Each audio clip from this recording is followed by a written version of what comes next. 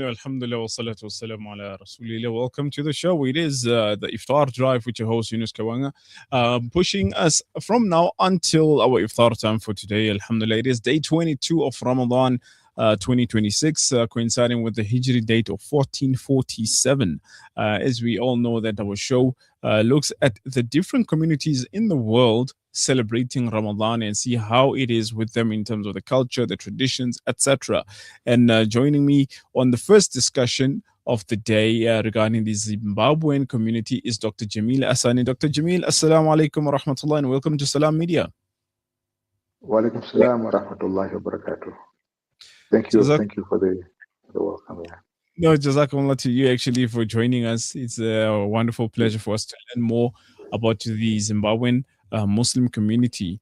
Dr. Jameel, to start off, could you paint a picture for us in terms of Ramadan in Zimbabwe? What are some of the unique homegrown traditions or flavors that define the month for the Zimbabwean Muslim community, inshallah?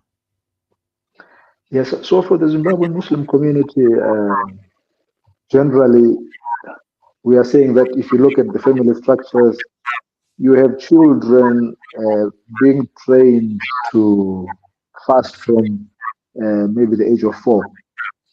So, from the age of 4 years old until they are about 7 years old, they are encouraged to fast maybe for half of the day, But when they are 7 years older, then they're expected to fast for the whole day. So, Ramadan is a month that is taken seriously amongst the Muslims in Zimbabwe. By this, generally, I am referring to the community from which I come from, the Black Muslim community, who constitute the majority population of the Muslims in Zimbabwe, being about 90% of the total Muslim population of Zimbabwe. Yeah. So, besides the fasting, you have the iftar itself taking place. But what is the highlight of Ramadan becomes the Salatul Tarawih. So you see people taking Salatul Tarawih seriously, because it's not just about the Tarawih, because even after the Tarawih they get lectures. So for most people, who are not regulars to the masjids, or even people that you are not aware are Muslims, you will see them when it is the month of Ramadan, and you will see them at Tarawih time. Yeah. So I think maybe this is what I can indicate to you. Despite that, the fact that it's a country that has gone through economic challenges, but still people in their hardships, in their difficulties, they maintain their Islamic identity through the practice of Swam during the month of Ramadan, and they maintain that. I think that's how I can put it. Yes. No, most definitely. And in terms of when we're speaking about iftar, food is often the language of culture. So when we look at the Malawian community, in terms of iftar, they speak about the uji, the so-called like the rice porridge, etc. So are there any specific people food which are observed in the Zimbabwean Muslim community, specifically when it comes to iftar, like how we would have even here in South Africa with our dates, our zamzam water, and samosas, etc.? Yeah. So when you talk of the Zimbabwean Muslim community, to a larger extent, it's an extension of the Malawian Muslim community. So Zimbabwean Muslims are mainly descendants of Malawian Muslim migrants who came to Zimbabwe as laborers. Okay, so that maintains the same tradition and culture. So I was going to talk about the same thing, to say that central to the iftar is the wuji. So if you have spoken about the wuji is in the Yao language and the Swahili. That is rice porridge, which is which is cooked with, I think, milk and sugar. Mm. And besides that, there is what I think is still within the Malawian tradition. It's called futari, which is sweet potatoes that are cooked with crushed peanuts. Okay, yeah, and then there are a lot of fruits in there. So the uji and the futari, they are foods of choice for somebody who has been fasting, because they are quick energy giving, for people, because they then eat the iftar, and then there are a lot of fruits, for those who can afford. So yeah, so in terms of the foods, there's nothing that is unique. Dates are a new introduction to them at the moment, maybe through the works of Islamic charities that come and donate or bring food to communities that are not so well to do. Yeah, but the food that I'm talking about really is the uji and the futari and the bananas and maybe the apples and oranges and the like. Yes. No, most of. Yeah. Alhamdulillah. Yeah. Inshallah, I would Yeah. like us to take a quick break, inshallah. And when we return, inshallah, we'll go more into how the Zimbabwean community celebrates Ramadan, but also not forgetting the spirit of family, the spirit of, in South Yeah. Africa, we call it Ubuntu, which is coming together as a community, inshallah. So let's take a break, inshallah, Okay. and we'll be back. Okay. It's okay. انشروا بين الأنام. Salam Media, your spiritual companion this Ramadan. Ah, the kitchen, the heart of the home, where memories are made and celebrated. Our go-to place for those freshly stacked pancakes early in the morning or for that late-night snack munchies. We are in there together, cooking, eating, and celebrating life together. Let's keep the kitchen a place that is shared by everyone, where we build stronger bonds and grow together. Sunfoil, Now We Cooking. Visit nowwecooking.co.za for recipes that everyone can help make. Right now, over 150 million children around the world are orphaned, facing hunger, hardship, and uncertainty.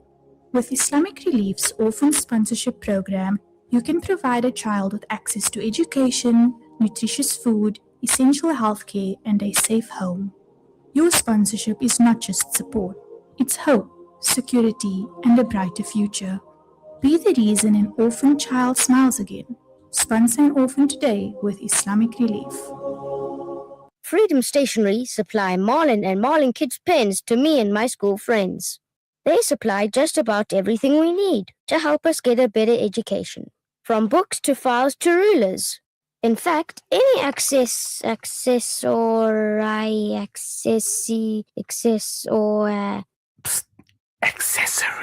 any accessory we need. Freedom Stationery. Education for the nation. What does accessory mean?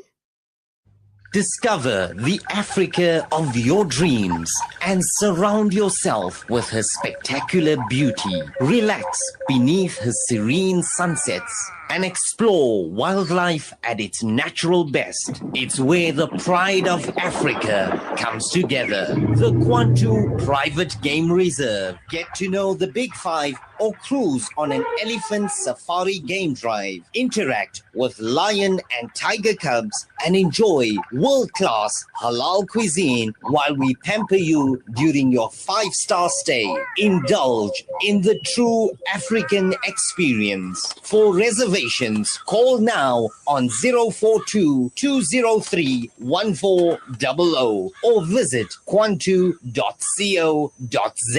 The Kwantu Private Game Reserve, the place of gathering. This Ramadan, as we prepare to break our fast, spare a thought for the millions of families around the world who have nothing on their tables. You can change that. For many, you are their hope. For just 1,590 Rand, you can provide a Ramadan food parcel to feed a family of 5 for the entire month. Help Muslim Hands continue serving humanity. Give your zakat and sadaqah at muslimhands.org.za.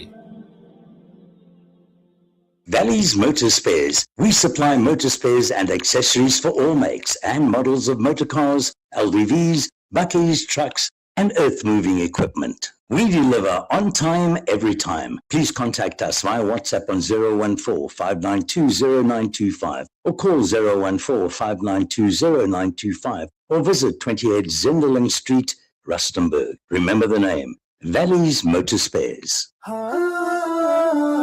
are listening to Salam Media live from our headquarters in South Africa. This is Salam Media, keeping you company this Ramadan.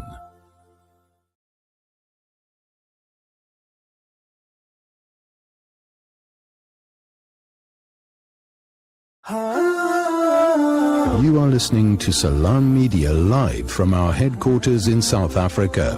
This is Salam Media, keeping you company this Ramadan.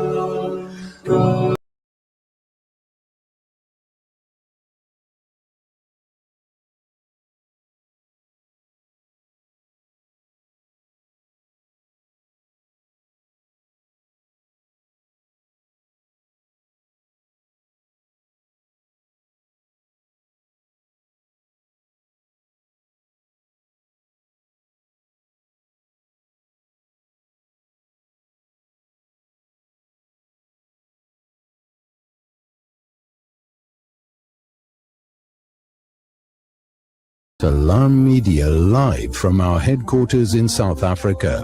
This is Salam Media, keeping you company this Ramadan. Bismillah, alhamdulillah, salatu wassalamu ala rasulillah. We're still discussing the Zimbabwean Muslim community with Dr. Jameel Asani. Dr. Jameel, so we discussed obviously the first main part in terms of the formation of the Zimbabwean community, Muslim community, and in terms of the foods which are normally taken in the month of Ramadan, which is not far or different from the Malawian community. As you say, that the big majority of the Muslim community in Zimbabwe would be descendants of the Malawian Muslim community, alhamdulillah. Now, in terms of shifting now from Zimbabwe itself and moving into South Africa. So when we look at the South African stats, there's about 1 million to 3 million Zimbabweans staying in the borders of South Africa. And now, obviously, this is a transition of life. So how has the Zimbabwean Muslim community then found its space within the broader South African Muslim community? Well, I think coming to South Africa for Zimbabwean Muslims who are here has actually exposed them to, more access to Islamic facilities compared to the situation back home. So, you talk about, let's say, an area like Mayfair, Fordsburg, Feeters, Brixton, Crosby. In my study, for example, one of my studies, I can tell you that we've got about maybe 40 mosques, 40 massages, 40 Jamaat Khanas. So the point that I'm trying to make is that, and around that area, you have got a lot of shops that are offering Islamic food, something that is not easily accessible and available when somebody is back home. So you actually have to travel a long distance for you maybe to go and find some of these facilities that offer maybe Islamic foods, right? But here you've got not just the shops, but you also have the masajid. You're walking from this point, maybe you cannot walk a kilometer before you come across a masjid. So just a few hundred meters, there's a masjid. So this environment has exposed a lot of Zimbabwean Muslims who are resident in South Africa now to a lot of Muslim facilities, to Muslim foods, to working maybe, for example, their fast within the masjid. Like if you're not at home in time, you're coming from work, you just go to the nearest masjid for time for during the time of iftar, for example, and you break fast together with the people at the masjid. Yeah. So this has been an uplifting or inspiring experience for a lot of Zimbabwean Muslims who are here, and it has gone a long way in improving their Islamic practice. So I think I should put it that way. Yes. No, 100%. No, Alhamdulillah. That's actually Yeah. quite interesting looking at how facilities, like you mentioned, are available here in South Africa. And I think that's one point that we need to really be grateful for as South Africans, that Alhamdulillah, we are able to practice our deen in the open without any prejudice and without any fear. Now, next point, now looking at it from your playing your part as an activist, what would you say are the biggest challenges Zimbabwean Muslims face when trying to integrate? I mean, this doesn't necessarily have to be just here in South Africa, but also into the local Muslim community structure, inshallah. I think the challenges are connected or related to economic status and class. So the Black Muslims in Zimbabwe were generally, descendant of laborers, and that placed them at the low levels of the economic class. And because of this, sometimes, you let's say I am here in South Africa and I meet some fellow Zimbabweans who are not Muslim, and then they see my name and then I speak to them in Shona, for example. They're actually surprised that I'm a Muslim. But I tell them that no, the mosques are there in Zimbabwe. You've got mosques in the townships. You try to give them examples. My point is that there is a level of invisibility about Black Muslim Zimbabweans because this is heavily connected to the economic status. So when you meet a fellow Zimbabwean, Black Zimbabwean here in South Africa, for example, or even in Zimbabwe, the people that they think are Muslims are the Zimbabwean Indian Muslims. So in fact, they actually associate Islam with Indians or Arabs, whilst in fact the Black Muslims are in the majority, but they are invisible because they are considered to be coming from the low economic class. So my challenge, insofar as this community is concerned, and so far as integration is concerned, is as an activist, we've always spoken about this, that look here, the only way you can become visible is by ensuring that we are economically empowered. And economic empowerment is something that comes from ourselves. It doesn't come from outside. When it comes from outside, somebody who is a benefactor, who is supporting you, then it comes with conditions. And when it comes with conditions, sometimes they compromise who you are. So this has been an issue, but I think there's been an improvement with a lot of our youngsters that we see now who are professionals, who are in business, who are doing well, but the numbers are still small. So it affects even the levels of trying to integrate, with the others who maybe would be well to do, so our fellow Christian communities are people who are rich, so I can give you an example here to say that the Christians have built universities in Zimbabwe, but we as Muslims, we haven't done that. We don't even, I don't know, maybe we might have one or two Islamic schools, but we don't compare when it comes to our Christian, counterparts. Yeah. So this is how I would want to put it, as an activist, maybe also maybe as an academic in terms of my analysis of the situation. No, 100%. Now, in terms of Muslim institutions, I know of the Waterfall Islamic Center, which is under the Manx, like the famous Mufti Ismail Manx family and likes. And you see such establishments, which alhamdulillah have been there for so long. But again, the point still stands that the one that you just made, that you don't really see much of the affluent local Zimbabwean Muslims who are there to grant such opportunities. But we obviously strive to see something different, because I know I visited Zimbabwe a couple of times myself, and the first thing that people say is that you are a Mchawa, they consider every Muslim Yes. African. Yes. We're just waiting for the publication. There's a book that we have written, which is called "The Contribution of Yao Muslims to the Spread of Islam in Zimbabwe." So we acknowledge in there that we have got Iqra Darul Ilm of Maulana, established by Maulana Muslim. Sometimes we hear Mufti Menk and the like, but I see the real pioneer is his father. And he has got brothers, who, for example, Maulana Shabir Menk, who is actually running that Iqra Darul Ilm. It started off just as that center, but I think they have got 4 other centers throughout the country. So, but because of this social media status and all that, the person that when you say you're from Zimbabwe, somebody talks about Mufti Menk. But insofar as Black Muslims' contributions are concerned, there are quite a number of prominent youngsters who have established Islamic humanitarian charities that are doing a lot of work amongst the poor, a lot of work amongst the marginalized communities in the villages, supporting orphans and sending children to school, offering food programs and sustainable development programs. So I think it's a matter of time. It's a matter of time for this narrative to actually change. And as an activist also, I always want to talk about the Muslim community in terms of unitary terms, to say that sometimes, you use the term Black Muslim because sometimes you want to give a certain description. But I think as Muslims, we must just call ourselves Muslims without necessarily putting appendages to who we are. At least that can make us, progress.